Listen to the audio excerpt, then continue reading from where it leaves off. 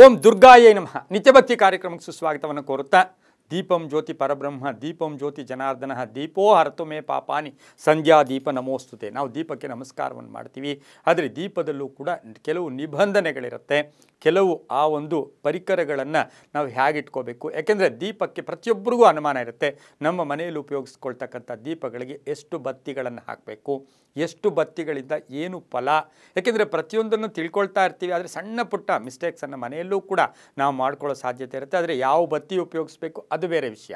ಆದರೆ ಎಷ್ಟು ಬತ್ತಿ ಉಪಯೋಗಿಸ್ಬೇಕು ಅಂತಕ್ಕಂಥದ್ದನ್ನು ಕೂಡ ಇವತ್ತಿನ ದಿವಸ ನಾವು ತಿಳ್ಕೊಬೇಕಾಗಿರುತ್ತೆ. ಆದರೆ ಆಧ್ಯಾತ್ಮಿಕವಾಗಿ ನಾವು ಕೆಲವೊಂದು ನೀತಿ ನಿಬಂಧನೆಗಳ ಮುಖೇನ ನಾವು ಪೂಜೆಯನ್ನು ಮಾಡಿದಾಗ ಆ ಭಗವಂತನ ಕೃಪೆಗೂ ಕೂಡ ನಾವು ಪಾತ್ರರಾಗ್ತೀವಿ. ಹಿಂದೂಗಳ ಮನೆಯಲ್ಲಿ ಸಾಮಾನ್ಯವಾಗಿ ಪ್ರತಿ ಮನೆಯಲ್ಲೂ ಕೂಡ ಸಾಮಾನ್ಯ ಒಂದೇ ಅಖಂಡ ದೀಪ ಇಟ್ಟು ಪೂಜೆ ಮಾಡೋದಕ್ಕಿಂತ ದೀಪಗಳು ಯಾವಾಗಲೂ ಸಹ ಇದ್ದೇ ಇರುತ್ತೆ.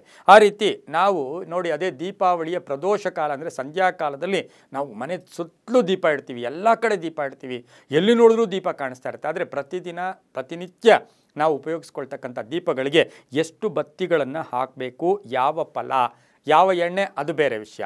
ಯಾವ ಎಣ್ಣೆ ಯಾವ ಕಡೆ ಇಡಬೇಕು ಅದನ್ನೆಲ್ಲವನ್ನು ಕೂಡ ಮತ್ತೆ ಮಾತಾಡೋಣ. ಆದರೆ ಇವತ್ತಿನ ದಿವಸ ಎಷ್ಟು ಬತ್ತಿಗಳನ್ನು ಇಡಬೇಕು. ಆದರೆ ಮನೆಯಲ್ಲಿ ಯಾವತ್ತೂ ಕೂಡ ಒಂದು ದೀಪ ಇಡಬಾರ್ದು, ಎರಡು ದೀಪ ಇಡಲೇಬೇಕು. ಆ ಎರಡು ದೀಪಗಳಿಗೆ ಒಂದೊಂದು ಬತ್ತಿಯನ್ನು ಇಟ್ಟಿದ್ದೆ ಆದರೆ ಅದು ಶುಭ ಅಲ್ಲ, ಅದು ಮನೆಗೆ ಕಂಟಕ ತರುತ್ತೆ, ಅದು ಎಲ್ಲೋ ಒಂದು ಕಡೆ ನಕಾರಾತ್ಮಕ ಶಕ್ತಿಗಳನ್ನು ಜಾಸ್ತಿ ಮಾಡುತ್ತೆ. ನಮಗೆಲ್ಲ ಗೊತ್ತು, ಒಬ್ಬ ವ್ಯಕ್ತಿ ಸ್ವರ್ಗಸ್ಥ ಆದಾಗ ನಾವು ಅವರ ಹತ್ರ ಇಡ್ತಕ್ಕಂಥದ್ದೇ ಅಂದರೆ ಒಂದು ಬತ್ತಿಯಿಂದ ದೀಪವನ್ನು ಇಡ್ತಕ್ಕಂಥದ್ದು. ಆದರೆ ಮನೆಗಳಲ್ಲಿ ದೈವಾಂಶ ಜಾಸ್ತಿ ಆಗಬೇಕು, ಧನಾತ್ಮಕ ಶಕ್ತಿ ಬರಬೇಕು ಅಂದರೆ ದೀಪಗಳಿಗೆ ಎರಡು ಬತ್ತಿಯನ್ನು ಹಾಕಿದ್ರೆ ಎರಡು ಬತ್ತಿಯ ಫಲ.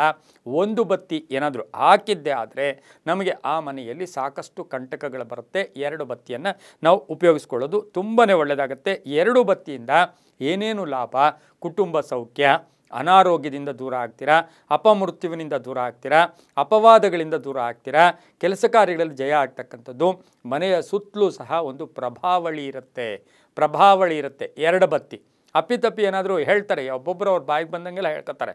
ಮೂರು ಬತ್ತಿ ಏನಾದರೂ ಇಟ್ಟಿದ್ದೆ ಆದರೆ ಮೂರು ಬತ್ತಿಗಳನ್ನು ನಾವಿಟ್ಟಾಗ ಅದು ಎಲ್ಲಿ ಯಾವಾಗ ಅಂದರೆ ಮನೆಯ ಆಕೆ ಗರ್ಭಿಣಿಯಾದಂತಹ ಸಂದರ್ಭ, ಅದು ಸಹ 7 ತಿಂಗಳು ಮುಗಿದಾಗ 8, 9 ಆ ಸಮಯದಲ್ಲಿ ಮೂರು ಬತ್ತಿಗಳನ್ನು ಮನೆಯಲ್ಲಿ ನಾವು ಅಲ್ಲಿ ಮೂರು ಬತ್ತಿಯನ್ನು ಇಟ್ಟು ದೀಪ ಆರಾಧನೆ ಮಾಡಿದರೆ ಆ ತಾಯಿ ಮಗು ಕ್ಷೇಮವಾಗಿರ್ತಾರೆ.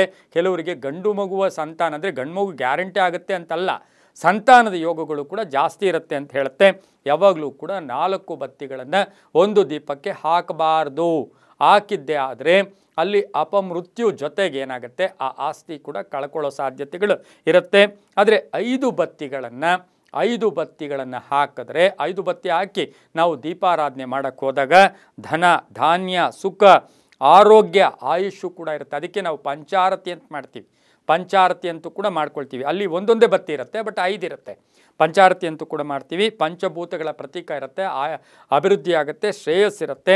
ಆದರೆ ಎಲ್ಲಕ್ಕಿಂತ ಮುಖ್ಯವಾಗಿ ಮನೆಯಲ್ಲಿ 2 ದೀಪ, ದೇವ್ರ ಮನೆಯಲ್ಲಿ 2 ದೀಪ ಇರಲಿ, ಬಾಗಿಲತ್ರ 2 ದೀಪ ಇರಲಿ.